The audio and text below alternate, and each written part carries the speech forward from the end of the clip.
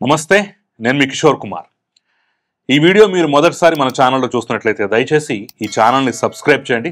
అలాగే కింద ఉన్నటువంటి హై బటన్ కూడా ప్రెస్ చేసి పాయింట్లు ఇవ్వండి. మీ ప్రోత్సాహమే మాకు కొండంత బలం. ఇక ఈరోజు నేను ఒక ముఖ్యమైనటువంటి అంశం గురించి ప్రస్తావించే ప్రయత్నం, విశ్లేషణ చేసే ప్రయత్నం అయితే చేస్తాను.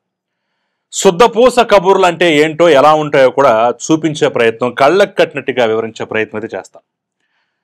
తాజాగా జగన్మోహన్ రెడ్డి రప్పా పర్యటన, అదే నాంపల్లి కోర్టుకు రావటం, అక్కడ హాజరైనటువంటి విధానం, జన సమూహం, జన సమీకరణ, రప్పా ఫ్లెక్సీలు, ఇవన్నీ మనం చూసాం కదా. దాని మీద కొన్ని రోజుల పాటు మాట్లాడుకున్నాం, డిబేట్లు కూడా జరిగాయి.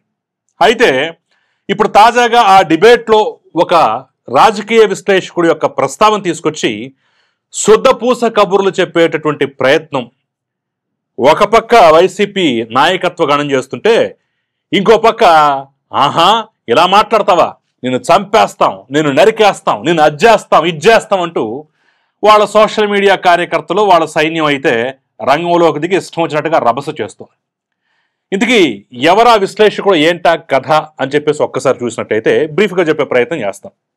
మీ అందరికీ తెలుసు అడుసుమల్లి శ్రీనివాసరావు గారు, ఆయన ప్రముఖ రాజకీయ విశ్లేషకులు. తాజాగా ఆయనకి ఆంధ్రప్రదేశ్ ప్రభుత్వం కూడా కమ్మ కార్పొరేషన్కు సంబంధించి డైరెక్టర్ పదవిని కూడా ఆఫర్ చేసింది. సో తొందరలోనే బహుశా ఆ యొక్క కార్యవర్గం కూడా కొలువుదీరే అవకాశం అయితే కనిపిస్తోంది. సో ఆయన ఈ అంశానికి సంబంధించి ఒక డిబేట్లో పార్టిసిపేట్ చేస్తూ, ఏబిఎన్ ఆంధ్రజ్యోతి డిబేట్లో పార్టిసిపేట్ చేస్తూ, జగన్మోహన్ రెడ్డి తీరు, ఈ రప్పా గ్యాంగ్ తీరు, అక్కడ జరిగినటువంటి అంశాలు, వాటన్నిటిని ఒక్కొక్క దాన్ని చెప్తూ, విశ్లేషిస్తూ, కడిగి పారేసి తూర్పారబట్టే ప్రయత్నం చేశారు. ఆ సందర్భంగా కాంటెంపరీ ఇష్యూస్లో భాగంగా అక్కడ కరెంట్ అఫైర్స్లో ఉన్నటువంటి సబ్జెక్ట్ని ఒక పాయింట్ని తీసుకొని హిడ్మాని పోలుస్తూ, హిడ్మా చేసినటువంటి తీరు, నక్సలిజం చేసినటువంటి తీరు, వాళ్ళు ఏ విధంగా రాజ్యాంగాన్ని, చట్టాన్ని చేతుల్లోకి తీసుకుంటున్నారు, ఇక్కడ జగన్మోహన్ రెడ్డి పరివారం కూడా దానికి ఏమాత్రం తీసిపోకుండా ఈ రప్పా అంటూ ఏ విధంగా ప్రవర్తిస్తోందో ఆ రెండింటిని పోల్చి చూస్తూ అలాంటి గతే పడుతుందని చెప్పేసి కామెంట్ చేశారు. ఆ సందర్భంగా యాంకర్ కొంచెం సూటిగా ప్రశ్నిస్తూ, అంటే ఏంటి, హిడ్మాలాగా ఎన్కౌంటర్ చేయాలంటారా జగన్మోహన్ రెడ్డిని అని చెప్పేసి అడిగాడు. అప్పుడు దానికి ఆయన అలా చెయ్యాలి అని ఏమి చెప్పకుండా, హిడ్మా ఏ రకంగా అయితే రాజ్యాంగాన్ని, చట్టాన్ని చేతులకు తీసుకున్నప్పుడు రాజ్యం అణిచివేస్తుందో ఇలాగే ఇచ్చేయాలి జగన్మోహన్ రెడ్డిని కూడా. మీరు అదుపులోకి తీసుకోవాలి దర్యాప్తు సంస్థల వ్యవస్థలు కూడా ఇలా దిక్కుమాలనతనం చేస్తుంటే, ఇలా దుర్మార్గం చేస్తుంటే, అలా పరిస్థితి చేయి దాటినప్పుడు, చేయలేనప్పుడు ఖచ్చితంగా చేసి తీరాలేమో అని చెప్పేసి తన అభిప్రాయాన్ని వెలుబుచ్చారు. ఇక అప్పుడు చూసుకోండి, మావాడిని ఎన్కౌంటర్ చేయమంటావా అని చెప్పేసి పెద్ద ఎత్తున ఆ గ్యాంగ్ విరుచుకుపడుతుంది. అక్కడేం దాన్ని సమర్థించలే ఆయనేం ఆ కామెంట్ చేయలేదు. యాంకర్ అడిగిన ప్రశ్నకు తనదైన రీతిలో సమాధానం అయితే చెప్పారు. ఇదేదో పెద్ద తప్పన్నట్టుగా, నేరం అన్నట్టుగా తర్వాత తెల్లారి ద గ్రేట్ పొనమూలు సుధాకర్ రెడ్డి ఆయన ప్రెస్ మీట్ పెట్టి ఇక అవాకులు చివాకులు, అడుసు బిల్లి తొక్కావు, అడుసు ఓ యాంకర్ పగలుతుంది నీకు ట్యాంకర్, అడుసుమెల్లి అడుసు తొక్కావు, యాంకరు నీ ట్యాంకర్ పొగులుదంట అని చెప్పేసి ఏదో ప్రాసల పదనిసలతోటి మాట్లాడే ప్రయత్నం చేశారు. అసలు ఎంత దుర్మార్గం, అట్లంటారా, ఇట్లంటారా, అది చేస్తారా, ఇది చేస్తారా, ఈ చేతిలో మైక్ ఏదో ఇలా పట్టుకొని ఈ రేంజ్లో మాట్లాడుతూ అడుసుమల్లి అడుసు తొక్కావు, యాంకర్ నీకు ట్యాంకర్ బగులుద్ది అన్నట్టుగా ఏదో బొబ్బిలి పుల్లులో ఎన్టీఆర్ డైలాగులు చెప్పినట్టుగా తనదైన శైలిలో కొంచెం విమర్శించే ప్రయత్నం చేశాడు. దానికి ఆయన కూడా కౌంటర్ ఇచ్చాడు. నేను మాట్లాడటం మొదలు పెడితే మీరు నన్ను ఏదో విమర్శిస్తూ నన్ను బూతులు తిట్టే ప్రయత్నం చేస్తున్నారు, నేను మాట్లాడటం మొదలు పెడితే చెవులోంచి రక్తాలు వస్తాయి, నేను చేయనటువంటి విమర్శని నాకు లేని ఉద్దేశాన్ని ఆపాదించే ప్రయత్నం చేస్తున్నారని చెప్పేసి కొంత గట్టిగా కౌంటర్ ఇచ్చే ప్రయత్నం చేశారు. ఇక దాని మీద ఈరోజు తాజాగా సజ్జల రామకృష్ణారెడ్డి కూడా స్పందన. అసలు తలకాయ ఉన్న మాటలు మాట్లాడతారా, అతను ఎవరో వరల రామయ్య అంటే ఇతను ఎవరు, ఇదంట అదంట ఇదంట, వాడంట వీడంట అని చెప్పేసి నోటికి పని చెప్పే ప్రయత్నం చేశారు. అసలు ఈ మాటలు మాట్లాడే అర్హత వైసీపీ పార్టీకి కానీ, జగన్మోహన్ రెడ్డికి కానీ, ఆయన పరివారానికి కానీ ఉందా? నిజంగా హిడ్మా అనే అంశాన్ని పోల్చి చెప్పినందుకే మీరు ఆ రకంగా ఫీల్ అవుతుంటే, 2014లో కొలువు తీరిన తర్వాత నుంచి ఇష్టం వచ్చినట్టుగా చంద్రబాబు నాయుడిని, ఆయన ప్రభుత్వం మీద అక్కస వెళగక్కినటువంటి తీరు, బహుశా 2017లో అనుకుంటా, నంద్యాల ఉప ఎన్నికల సందర్భంగా జగన్మోహన్ రెడ్డి ఎలక్షన్ ప్రచారంలో ఈ ముఖ్యమంత్రిని, చంద్రబాబు నాయుడిని నడి రోడ్డు మీద కాల్చి చంపాలి అని చెప్పేసి ఒక కామెంట్ చేశాడు. దాంతో పోల్చుకుంటే ఈ ఉపమానాలు, పోలికలు, విమర్శలు అనేవి పెద్ద పెద్ద గొప్పవా, దారుణమైనవా, తీవ్రమైనవా? మరి దాని మీద ఎన్ని కేసులు పెట్టాలి? ఈరోజు పొనవోలు సుధాకర్ రెడ్డి చెప్తున్నాను, మేము లీగల్గా వెళ్తాం, లీగల్గా కేసు బుక్ చేస్తాం, లీగల్గా ఫైట్ చేస్తాం, కోర్టుకి ఇడుస్తాం, అది చేస్తాం, ఇది చేస్తాం, జైల్లో పెడతాం అని చెప్పేసి. మరి ఆ రోజు ఎన్ని కేసులు పడి ఉండాలి? ఒక ముఖ్యమంత్రిని పట్టుకొని నడి రోడ్డు మీద కాల్చి చంపాలి. కావాలంటే వీడియోలు ఉన్నాయి, బయటికి తీయండి. 2017లో నంద్యాల ఉప ఎన్నికల సందర్భంగా ఏం మాట్లాడాడు చూడండి. అనేక సందర్భాలు చెప్పులతో కొట్టాలన్నాడు, చీపురులతో కొట్టాలన్నాడు, ఉరి తీయాలన్నాడు, బంగాళాఖాతంలో కలపాలన్నాడు. నిన్నగాక మొన్న ఏమన్నాడు? చంద్రబాబు నీళ్లు లేని బావి ఏదైనా ఉంటే దూకి చావచ్చు కదా. ఇదే మాట ఎగ్జాక్ట్గా ఇదే మాట, ఒక్క పదం కూడా అటు ఇటు కాకుండా.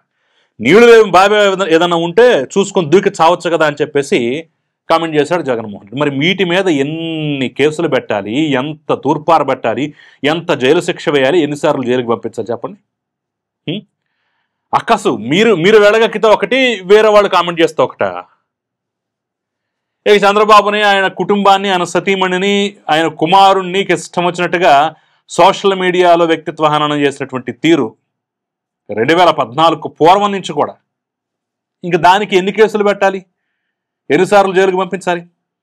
అరే ఆ మధ్య రప్పా ఫ్లెక్సీలు పెడుతున్నారు ఏంటంటే ఇదేం దుర్మార్గం అని చెప్పేసి ఎవరో ఒక విలేకరి ప్రశ్న అడిగితే అక్కడికి ఈరోజు కూడా అదే సమర్థింపు సజ్జల రామకృష్ణారెడ్డి. అవును, సినిమా డైలాగు పెడితే ఏంటని సజ్జల రామకృష్ణారెడ్డి అంటాడు. జగన్మోహన్ రెడ్డి రప్పా నరుగుతారా? మంచిదేగా, రప్పా నరిగితే మంచిదేగా. ఒక్క ముక్క కూడా తేడా లేకుండా. కావాలంటే మీరు వీడియోలు చూడొచ్చు. ఆయన పెట్టినటువంటి ప్రెస్ మీట్లో ఏం మాట్లాడాడు ఏంటి అనేటటువంటి అంశం చాలా క్లియర్గా వీడియోల్లో కూడా మీరు చూడొచ్చు. రప్పా నరిగితే తప్పేంటి అని చెప్పేసి సమర్థించినటువంటి జగన్మోహన్ రెడ్డి మీద ఎన్ని కేసులు పెట్టాలి, ఎన్నిసార్లు జైలు పాలు చేయాలి, ఎన్ని శిక్షలు వేయాలి? మరి దీంతో పోల్చుకుంటే వీళ్ళు చేసినటువంటి విమర్శలు ఎక్కడ? పైగా అడుసుమల్లి శ్రీనివాసరావు ఏ రోజు బూతులు మాట్లాడినటువంటి పాపన పోలా. దాదాపు 9,000 పైచులకు వీడియోలు ఉన్నాయి యూట్యూబ్లో, ఆయన అనేక ఛానల్స్లో కలిపి. ఇక టీవీ ఛానల్స్ డిబేట్ బోలెడు ఉన్నాయి. తనదైనటువంటి శైలిలో గోదావరి యాసలో ఒక అంశాన్ని విశ్లేషించటం, ఆగ్రహం వ్యక్తం చేయటం, నిప్పులు చెరగటం, తూర్పారబట్టడం తప్ప ఏ రోజు ఆన్ కెమెరా సాక్షి ఒక బూతు మాట మాట్లాడాలి. మరి మీరెన్ని మాట్లాడారు? మీ కథ ఏంటి? మా కార్యకర్తలకు బీపీలు వచ్చి తెలుగుదేశం పార్టీ కార్యాలయం ధ్వంసం చేశారని చెప్పేసి నిస్సిగ్గుగా సమర్థించుకున్న జగన్మోహన్ రెడ్డి మీద ఎన్ని కేసులు పెట్టాలి? పోలీస్ అమరవీరుల సంస్మరణ దినం సందర్భంగా అక్కడికి వచ్చి ఆ కార్యక్రమానికి అటెండ్ అయిన ముఖ్యమంత్రి హోదాలో అటెండ్ అయిన జగన్మోహన్ రెడ్డి పోలీసుల గురించి, వాళ్ళ సంక్షేమం గురించి, వాళ్ళ సంస్మరణ గురించి మాట్లాడకుండా నన్ను పట్టాభి కొడక అని తిట్టాడు, దాని అర్థం ఇది అని చెప్పేసి నిస్సిగ్గుగా మాట్లాడారే. దీన్ని ఏ రకంగా చూడాలి, ఎలా అర్థం చేసుకోవాలి? అంటే లేని బూతును ఆపాదించి మరి ఇట్లా చెప్పుకుంటూ పోతే, అసలు ఇలా చెప్పుకుంటూ పోతే ఇప్పటికి కూడా స్టిల్ ఈ రప్పా ఫ్లెక్సీలు ఏంటండి బాబు, ఇదేం కర్మ అండి, ఇదేం దౌర్భాగ్యం అండి అని చెప్పేసి అడిగితే ఆ సినిమా డైలాగు పెట్టుకుంటే తప్పేంటి అని సమర్థింపు. మరి అదే సినిమా డైలాగ్ లేదు కదా. 88 కౌంటింగ్లో 88 సీట్లు దాటిన తర్వాత గంగమ్మ జాతరలో పొట్టేళ్లు నరికినట్టు నరుకుతామని చెప్పి సినిమాలో లేదు కదా. సినిమాలో ఉందా? 88 మ్యాజిక్ ఫిగర్ దాటిన తర్వాత నరుక్కోండ్రా అని చెప్పి సినిమాలో ఉందా? నరకండ్రా అని చెప్పి సినిమాలో ఉందా? రప్పా అనే వరకే ఉంది. మరి 88 ఎక్కడి నుంచి వచ్చింది? 88 దాటితే నరుకుతామంటే నరికేసినట్టేనా? నేను చంపేస్తామంటే చంపేసినట్టేనా? ఏదో మాట వరుసకి అంటారు, మాట వరుసకి ఇవా? మరి ఆయన కూడా మాట వరుసకి అన్నాడు అనుకోవచ్చు కదా, మాట వరుసకు పోలిక తీసుకొచ్చాడు అనుకోవచ్చు కదా. మరి అంత సహృదయం మీకెందుకు లేదు? ఎస్, ఖచ్చితంగా లీగల్గా ఫైట్ చేసేటటువంటి పరిస్థితి ఉంటే ఈ అన్ని అంశాల మీద కూడా ఖచ్చితంగా కొన్ని 100 కేసులు మేము కూడా పెడతామని చెప్పేసి ఇటు నుంచి అయితే గట్టి రిటార్ట్ వస్తాం. ఈ నేపథ్యంలో అసలు అడుసుమల్లి శ్రీనివాసరావు వివరణ ఏంటో కూడా నేను ఈ వీడియో ఆఖరిలో చూపించేటువంటి ప్రయత్నం చేస్తాను. ఒకసారి దాన్ని కూడా చూసి మీరేమంటారు, మీ అభిప్రాయం ఏంటో కూడా నాకు కమెంట్ రూపంలో తెలిపేటటువంటి ప్రయత్నం చేయండి. సో ఈ రకంగా ఉంటాయన్నమాట పొనవోలు సుధాకర్ రెడ్డి కానివ్వండి, లేదంటే సజ్జల రామకృష్ణారెడ్డి శుద్ధపూస కబుర్లు. పొనవోలు సుధాకర్ రెడ్డి చంద్రబాబు నాయుడు కేసు అప్పుడు ఎన్నిసార్లు ప్రెస్ మీట్ పెట్టాడు, ఎన్ని అవాకులు చవాకులు వెళ్ళాడు. ఆ కేసు గురించి బయట మాట్లాడకూడదని తెలిసినా సరే అసలు దాని మీద కేసు పెడితే ఈ పాటికి ఎప్పుడో పొనవోలు జైల్లో ఉండేవాడు. సంజయ్ ఎప్పుడో జైల్లో ఉండాడు ఈ అంశం మీద కూడా. ఇదే ఇదే అబ్బా కొడుకుల్ని 1000 గజాల లోతులో పాతి పెడతాం అని చెప్పేసి ప్రభుత్వం దగ్గర నుంచి జీతం తీసుకుంటూ సలహాదారుగా ఉన్నటువంటి సజ్జల రామకృష్ణారెడ్డి చేసినటువంటి కామెంట్ల మీద ఎన్ని కేసులు పెట్టాలి, అధికార దుర్వినియోగం చేస్తున్నందుకు, లేదంటే పక్షపాత వైఖరి, ఆ హోదాలో ఉండి పక్షపాత వైఖరి చూపిస్తున్నందుకు ఎన్నిసార్లు జైల్లో పెట్టాలి? ప్రభుత్వం దగ్గర జీతం తీసుకుంటూ ప్రతిపక్ష నేతను ఎలా తిడతాం? మరి ఎలా కామెంట్ చేస్తావు? ఉండాలి కదా. ప్రజల దగ్గర నుంచి డబ్బు తీసుకుంటూ, ప్రజలు ఇచ్చినటువంటి సొమ్ముని, పన్నుల రూపంలో ఇచ్చినటువంటి సొమ్ముని జీతంగా తీసుకుంటూ నిష్పక్షపాతంగా వ్యవహరించకుండా, ఎవరికి కొమ్ము గాయకుండా ఉండాల్సిన పోస్ట్లో ఉండి ప్రభుత్వ సలహాదారు కూడా ప్రతిపక్షాన్ని తిట్టడమా ఏమైనా ఉందా? మరి దాని మీద ఎన్నిసార్లు జైల్లో పెట్టాలి? చెప్పుకుంటూ పోతే బోలడు. ఒకసారి శ్రీనివాసరావు గారు ఏమన్నారో కూడా వినే ప్రయత్నం చేయండి. Thank you. డిబేట్లో నేను కొన్ని వ్యాఖ్యలు చేశాను. అది ఈ సిస్టమ్, దర్యాప్తు సంస్థలో వ్యవహరిస్తున్న తీరు, ఈ దేశ రాజ్యాంగాన్ని, చట్టాన్ని ఉల్లంఘించిన వాళ్ళ పట్ల, అందరి పట్ల ఒకేలాగా వ్యవహరించట్లేదు. అధికారము, డబ్బు, పరపతి ఉన్న వాళ్ళ పట్ల ఒకలాగాను, మిగతా వాళ్ళ పట్ల, సామాన్యుల పట్ల, పోరాడే వాళ్ళ పట్ల ఒకలాగాను వ్యవహరించడాన్ని నేను ఖండిస్తూ నా ఆవేదన, లక్షలాది మంది ప్రజల ఆవేదనని నేను షేర్ చేసుకోవడం జరిగింది. యాక్చువల్గా జగన్మోహన్ రెడ్డి గారిని ఉద్దేశించి నేను వ్యాఖ్యలు చేశాను. ఎందుకంటే జగన్మోహన్ రెడ్డి గారు తెలుగు ప్రజలకి ఒక రకంగా ఆయన చాలా ద్రోహం చేశాడు, చాలా అన్యాయం చేశాడు, దోపిడీ చేశాడు. మర్రి చెన్నారెడ్డి గారి కుమారుడు మర్రి శశిధర్ రెడ్డి గారు జగన్మోహన్ రెడ్డి గారిని ఉద్దేశించి దాదాపు 10 ఏళ్ల క్రితమే సీమాంధ్రకు పొంచి ఉన్న పెనుముప్పు జగన్మోహన్ రెడ్డి అని ఒక వ్యాఖ్య చేశాడు. దానికి ఏమాత్రం తగ్గకుండా ఆయన వ్యవహరించాడు. దాన్ని జగన్మోహన్ రెడ్డి ప్రతిపక్షంలో ఉన్నప్పుడైనా కానీ, అధికార పక్షంలో ఉన్నప్పుడైనా సరే, అతను అధికారంలోకి వచ్చిన తర్వాత కూడా అతని దుర్మార్గాల మీద మేము నిత్యం ప్రశ్నిస్తూ ఉన్నాం. అదేవిధంగా అతను ఇటీవల అతను అధికారం కోల్పోయిన తర్వాత కూడా అధికారంలో ఉన్నప్పుడు ఎలాంటి అరాచకాలు చేశాడో, ఎలాంటి వ్యాఖ్యలు చేస్తున్నాడో అటువంటిది కంటిన్యూ చేస్తూ వచ్చాడు. అతని మీద ఉన్న ఒక్కొక్క కేసు కొత్తగా బయటపడతా ఉన్నాయి అతను చేసిన దుర్మార్గాలు. సిస్టమ్ కూడా అతను బెయిల్ మీద తిరుగుతా, వాయిదాలకు వెళ్లకుండా ప్రజల్ని గుంపులుగా పోగేసి జనాలను బెదిరించి భయాందోళన గురి చేసే వ్యవహారాల మీద నేను మాట్లాడడం జరిగింది. దానికి వాళ్ళు నన్ను థ్రెటనింగ్ కాల్స్ నాకు ఎవరైతే కాల్స్ చేయలేదు కానీ ప్రెస్ మీట్లు పెట్టారు, డిబేట్, టీవీ చర్చలు, డిబేట్. వాళ్ళు అర్థం చేసుకోవాల్సింది ఏంటంటే,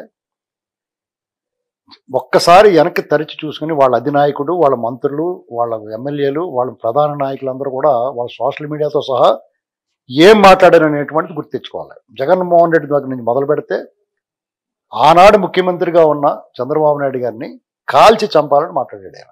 ఇది నేను చిన్న ఎగ్జాంపుల్ చెప్తున్నా. అలాగా దాదాపు అనేక సందర్భాల్లో చంద్రబాబు నాయుడు గారిది ఇతర నాయకుల్ని కించపరుస్తా, వ్యక్తిగతంగాను వాళ్ళ కుటుంబ పరంగాను కించపరిచి అవాకులు చవాకులు మాట్లాడేవారు. దుర్మార్గమైన వ్యవహారం చేశారు.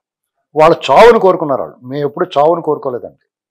వాళ్ళు ఘోరంగా ఓడిపోవాలని కోరుకున్నాను, కఠినమైన కారాగారం అనుభవించాలని కోరుకున్నాం.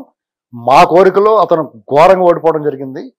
కారాగారాన్ని కూడా త్వరలో వెళ్ళబోతున్నాడు. ఇది నేను స్పష్టంగా పొన్నవోలు సుధాకర్ రెడ్డి గారికి చెప్పాల్సింది ఏంటంటే, మీరు ఏదైతే లీగల్ బ్యాటిల్ లీగల్గా వెళ్తున్నారు కదా, మేము దాన్ని ఆహ్వానిస్తూ ఉన్నాం. మీరు లీగల్గా వెళ్ళండి, మేము దాన్ని ఎలా ఎదుర్కొంటామో చూస్తాం. మీరు నాకు కౌంటర్ ఇచ్చారు, దాన్ని నేను ఎంటర్ కౌంటర్ చేశాను.